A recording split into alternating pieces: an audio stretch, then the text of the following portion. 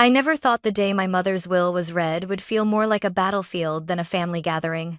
We were in the oak-paneled conference room of green, naking associates, the air thick with the smell of old paper and polished wood. My father sat across from me, his posture rigid, his expression already carved into a sneer as if daring me to speak. To him, I've always been just a waitress, someone unworthy of a voice, a future, or respect.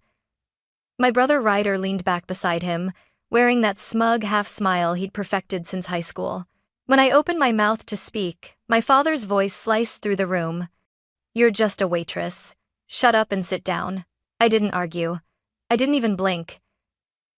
Instead, I turned to my mother's lawyer and gave a single, deliberate nod. That's when everything began to unravel. I was 28 years old, still living in the same small Montana town where I was born. Most people I grew up with had moved away, college, careers, families, but I stayed. Some might say it was out of fear or lack of ambition. My father would tell you it was because I couldn't make it anywhere else. He'd say it with that same condescending smirk he'd worn since I was old enough to understand the meaning of failure. The truth? I liked my life. I worked double shifts at Rosie's Diner, poured coffee for the truckers who passed through, and saved what I could. My world was simple but honest. My customers knew my name. My boss trusted me. But in my father's eyes, none of that mattered. He measured worth by paychecks and titles, things I never had. Then there was Ryder, my older brother, the golden boy. Ryder moved to Denver after college, got into real estate, and never missed a chance to remind me of the expensive condo he owned or the luxury SUV he drove. Every family gathering became a silent contest that I never signed up for, but somehow always lost. Dad's praise for him was loud and generous. For me? If I was lucky, I got a nod. My mother, though she was the balance in all of it, Grace Miller, was soft-spoken, with hands that smelled faintly of lavender from the soap she loved. She saw me. Not just the apron and the small apartment above the laundromat, but me. She'd tell me, "Paisley, you have more grit than both of them combined," and I'd believe her, if only for a moment. Things started to change 2 years ago when Mom was diagnosed with breast cancer. At first, we all thought she'd beat it. She had that kind of quiet strength that made you think nothing could touch her, but the treatments wore her down, and the sparkle in her eyes dulled, though she never once complained. I was there for the chemo sessions, the late-night nausea, the mornings when she couldn't get out of bed. I learned to make her favorite tea just right. The way she said it tasted like home. I sat beside her in the hospital, talking about the weather or the silly things customers said at the diner. Anything to keep her mind off the pain. Dad came when he could fit it in, always glancing at his watch, as though sitting with his dying wife was stealing time from something more important. Ryder visited twice, both times snapping photos for Facebook with captions like, "Cherish your loved ones." The comments poured in, calling him a devoted son, but I saw the truth. And so did Mom. One night, when it was just the two of us, she looked at me with eyes that had grown tired but not dim, and said, "You'll understand someday why I've made certain arrangements." At the time, I didn't know what she meant. But sitting in that conference room on the day of the will reading, I realized I was about to find out. When Mom's cancer came back after her second round of treatment, it was like watching a slow-moving storm roll across the plains, inevitable, unrelenting, and impossible to stop. The doctors spoke in clinical terms about aggressive recurrence and limited options, but all I heard was a clock ticking louder than it ever had before. I cut my hours at Rosie's Diner so I could be with her more. My savings dwindled, but I didn't care. Every extra minute I could sit by her hospital bed, read to her, or just hold her hand felt like gold slipping through my fingers. Dad still came, but it was all surface-level concern, asking about her medication schedule in front of the nurses, then retreating to the hallway to take calls. His voice was louder there, sharper, like the way he talked to contractors or clients. I overheard him one afternoon telling someone, "She's not going to last long. We'll need to get the house appraised." My stomach twisted, but I bit my tongue. Ryder was even worse. He breezed in wearing designer sunglasses, carrying overpriced bouquets like they were props. He'd sit on the edge of Mom's bed, lean in for a selfie, and posted online with captions like, "Love you, Mom. Stay strong." The comments were full of heart emojis and praise for his dedication. He never stayed more than 20 minutes. One night, when Ryder had just left and Dad was too busy to visit, Mom asked me to close the blinds and sit closer. She spoke in a whisper, like she was sharing state secrets. "Paisley," she said, her voice fragile but steady, "there are things you don't know about your father and brother." I told her I already knew enough, but she shook her head. "They've been counting the insurance money," she said, her lips tightening. "Like, I'm a check waiting to clear. I heard them talking about it last month." The words hit me like a punch. I wanted to storm out and find them, to make them look Mom in the eye and admit it. But she gripped my wrist, stopping me. "No," she said. "You'll have your moment, just not now." Then she reached into the drawer beside her bed and pulled out a small black USB drive. "This," she said, pressing it into my palm, "is what I want people to hear if they try to silence you." I stared at it, feeling the weight of something far bigger than a piece of plastic. "I've also made changes to my will," she added. "Marion Green has all the documents.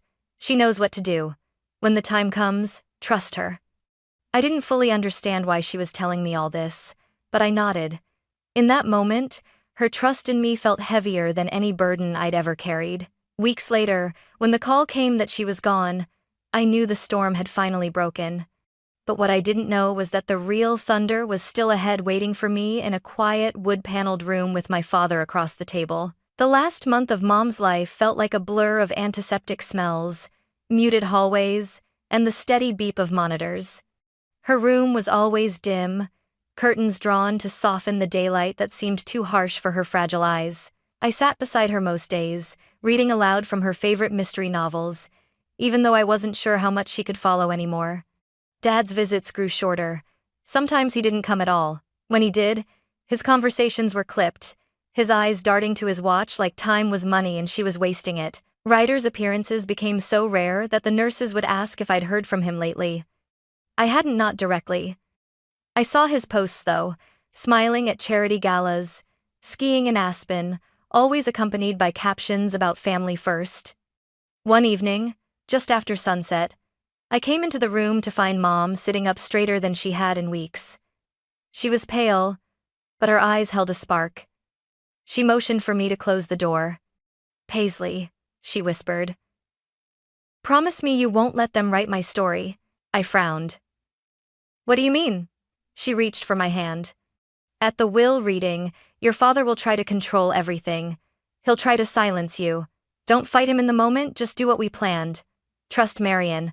And play the recording if you must." I nodded, swallowing the lump in my throat. I wanted to tell her I'd stand up for her no matter what, but something in her tone told me she already knew that. 2 nights later, she slipped into a coma. I stayed through the night, holding her hand and tracing the veins on her skin like they were maps to places I'd never get to visit again. At dawn, she was gone. The days after felt mechanical arrangements, condolences, the awkward quiet from people who didn't know what to say. Dad barely looked at me. Ryder only texted once, "See you at the reading." I spent the night before the will reading sitting at my kitchen table, the USB drive on the wood in front of me like a loaded weapon. I thought about plugging it into my laptop, just to hear what Mom had said, but I didn't. A promise is a promise. When morning came, I put on my plain black dress, tied my hair back, and slid the USB into my purse. Outside, the wind was sharp, the kind that carries dust across the road like a veil. It felt fitting, like the air itself knew a reckoning was coming. By the time I walked into the oak-paneled conference room at Green, N. Associates, Dad and Ryder were already there, seated like kings at the head of the table. Marion sat at the far end, her briefcase closed, hands folded, eyes calm but unreadable. I took the chair opposite my father. He didn't greet me. He just smirked like he already knew the ending to a story I hadn't even begun to tell. Marion cleared her throat, her voice carrying just enough weight to pull the room into silence. "We're here to read the last will and testament of Grace Miller." I folded my hands in my lap, my fingers brushing against the USB in my purse. The weight of it was constant, like a heartbeat. Dad leaned back in his chair, arms crossed, looking every bit the man in control.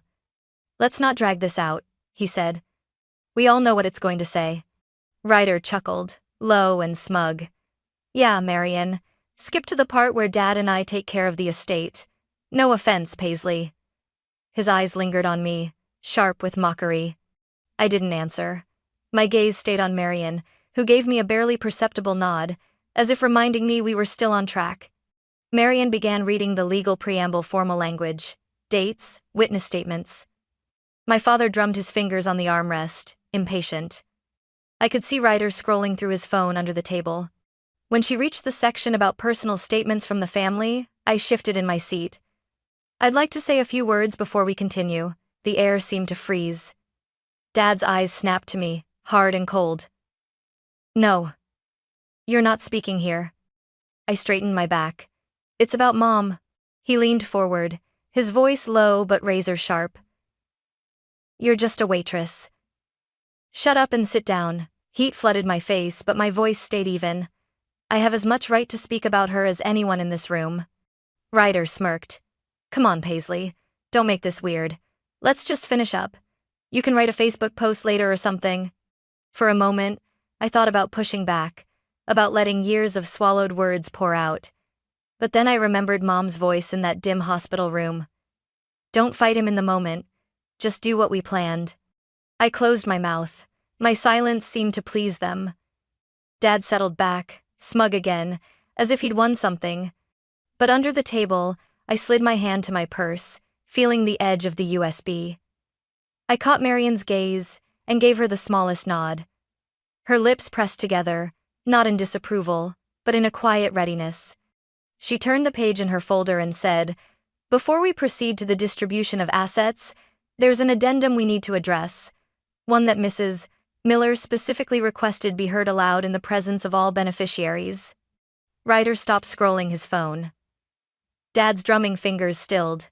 Marion glanced at me. I reached into my purse and set the USB on the table. Its small black shape seemed to grow heavier with the weight of the room's attention. "This," I said, quietly, "is Mom's voice, and she wanted you both to hear it." I pushed the USB toward Marion. She took it without hesitation, sliding it into the small speaker device she'd placed beside her legal folder. The soft click of the port locking in seemed louder than it should have been. The screen on the speaker lit up. Marion pressed play. At first, there was only the faint rustle of movement paper, maybe, or fabric. Then my mother's voice filled the room. "This is Grace Miller," she began. Her tone was calm, deliberate, the way she used to speak when she wanted you to really listen. "If you are hearing this, it means I am no longer here to say these words myself." Dad shifted in his chair, his jaw tightening. Ryder leaned forward, his brow furrowing. "I have spent my life in this family," Mom continued, "loving 2 children and sharing a home with a man I once believed I knew. But in my last year, I learned hard truths about both my husband and my eldest son, Ryder." The room was still except for her voice. "I know you spoke about me as if I were already gone. I know you discussed the insurance payout and how it would be divided. You spoke about it not with grief, but with anticipation." Dad's hand gripped the arm of his chair. "This is out of context," he muttered. Mom's voice didn't pause. "I want everyone here to know that while my daughter Paisley may not have the titles or the income you value, she has been my anchor. She was by my side for every treatment, every sleepless night, every moment I needed someone to hold my hand. She is the one I am most proud of." My throat tightened, but I kept my eyes on the table. "To my husband and to Ryder," she said, her voice cooling like steel. "You will receive nothing from my estate. I have amended my will so that my home, my accounts, and my insurance will go solely to Paisley. This is not done in spite, but in justice. You did not value me when I lived. You will not profit from my death." Ryder's face reddened. "This is ridiculous." Marion held up her hand. "Let the statement finish." The recording ended with Mom's voice softening again. "Paisley, my love, live your life free of their judgment.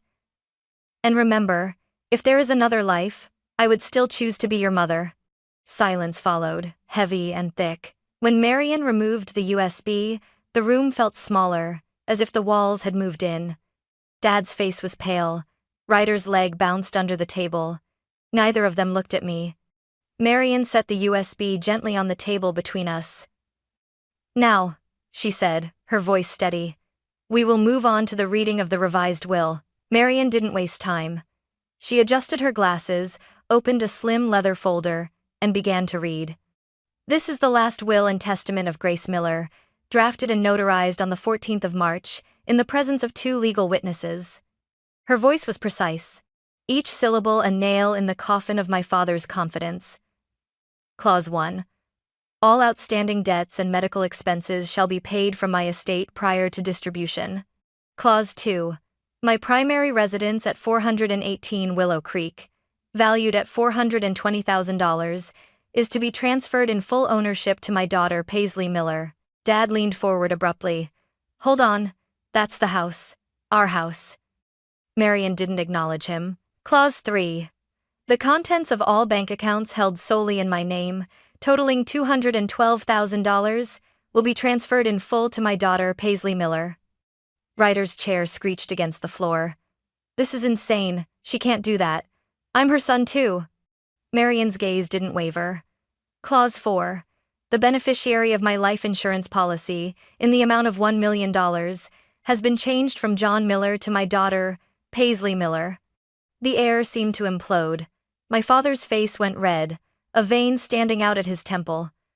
Ryder's mouth fell open, then snapped shut as if he couldn't decide whether to scream or swear. Dad finally exploded. "This is fraud. She was sick, she didn't know what she was signing. Paisley manipulated her." I felt the heat of his words but kept my hands folded, my voice calm. "Everything Mom did was her choice. She knew exactly what she wanted." "Lies," Ryder spat, pointing at me. "You were there every day, whispering in her ear, poisoning her against us." Marian closed the folder, her voice like steel. "The will was witnessed by 2 independent parties and notarized. All legal requirements were met. If you wish to contest, you will find it a costly and public process, Mr. Miller." Dad's chair scraped loudly as he shoved it back, standing so fast it nearly toppled. "I will drag this through every court in Montana if I have to." "Go ahead," Marian replied evenly. "The recording you just heard will be entered as evidence." For the first time, he hesitated. Ryder looked between us, his bravado slipping. We deserve something. You can't just cut us out completely." I met his eyes. "You already did that yourselves when you treated her like a bank account instead of a person." The room fell into a tense, almost suffocating silence. Outside, I could hear the faint hum of traffic, the distant bark of a dog, mundane sounds that felt out of place in a moment this sharp. Finally, Uncle Grant, Mom's older brother, who had been silent until now, spoke. His voice was low but carried weight. "John, Ryder, you should be ashamed. Grace was my sister. I saw how Paisley took care of her when you wouldn't lift a finger. This will is fair." Dad glared at him. "Stay out of it." Grant stood, his chair legs grating across the wood floor. "No, I won't. You've been a selfish man for as long as I've known you. And Ryder, you've learned all the wrong lessons from your father. If you had any decency, you'd walk out of here quietly and let Paisley honor her mother without your bitterness poisoning it." Ryder's face flushed deep crimson. "This is a joke." He looked at me, eyes narrowed. "Enjoy playing queen of the house until the tax bill hits." I didn't answer. There was nothing left to say that Mom hadn't already said for me. Dad grabbed his coat, muttering curses under his breath. Ryder followed, slamming the door hard enough to rattle the glass in the conference room windows. When they were gone, it felt as if the pressure in the room finally eased. Marian closed the folder and slid it toward me. "It's done," she said. "Everything is yours now. Grace wanted you to have the security she never did." I nodded, my throat tight. "She gave me more than security. She gave me her trust." Grant put a hand on my shoulder. "And you honored it today." For a moment, I let myself breathe. I could almost hear Mom's voice in that quiet, steady, warm, and proud. And I realized that this, more than the house or the money, was the real inheritance she'd left me. When the door slammed behind Dad and Ryder, the silence felt heavier than any shouting could have been. I sat there, my hands still on the edge of the table, as if letting go would make the whole moment collapse into some sort of dream. Marian began gathering her papers, methodical and calm, but she glanced at me. "They'll make noise for a while," she said. "Threaten lawsuits, try to intimidate you. But the will is airtight, you're protected." I nodded, though my stomach still churned. "They won't forgive this." Grant gave a low snort. "They don't need to. Let them stew in their own bitterness. Your mother saw who you really are, and that's what matters." As we walked out into the hallway, I caught snippets of hushed voices from the small group of relatives who'd been waiting outside. Some eyes were sympathetic, some curious, and a few looked downright uncomfortable, as if knowing the truth about Dad and Ryder had spoiled some long-cherished illusion. "She left everything to Paisley," someone whispered. "Well, after what those two did, I don't blame her," another murmured back. I kept my eyes forward, refusing to let their words stick. Outside, the late afternoon light was fading, painting the parking lot in shades of gold and shadow. I could see Dad and Ryder in the distance, standing by Ryder's SUV. Dad's arms flailed as he spoke, Ryder's head jerking in quick, sharp movements. They didn't look like a united front anymore, they looked like two men blaming each other for losing. Grant walked me to my car. "Do you want me to follow you home? Just in case they decide to escalate?" I thought about it, then shook my head. "No. They've already lost the only fight that mattered. The rest is just noise." Still, I checked my mirrors all the way back to the house. When I pulled into the driveway, the place felt different. The same porch swing, the same paint peeling near the gutter, but it was mine now. Not because of money, not because of legal documents, but because Mom had wanted me here. I stood in the doorway for a long moment before stepping inside. The scent hit me first, faint lavender, like the soap she loved. I don't know if it was real or if my mind had conjured it, but I breathed it in anyway. I set my purse down on the kitchen table and placed the USB gently beside it. I didn't feel triumphant. I didn't feel rich. I just felt steady. Somewhere in the quiet, I thought I could still hear her voice. "Live your life free of their judgment." And for the first time in years, I believed I could. 6 months passed before the constant tension in my shoulders began to ease. The calls from Dad stopped after the second month. His threats of lawsuits dissolved into silence once Marian's letters made it clear he had no case. Ryder tried one last jab through a text that read, "Enjoy the house while it lasts," but I didn't answer. I think that stung him more than any fight could have. The house became more than just a place to live.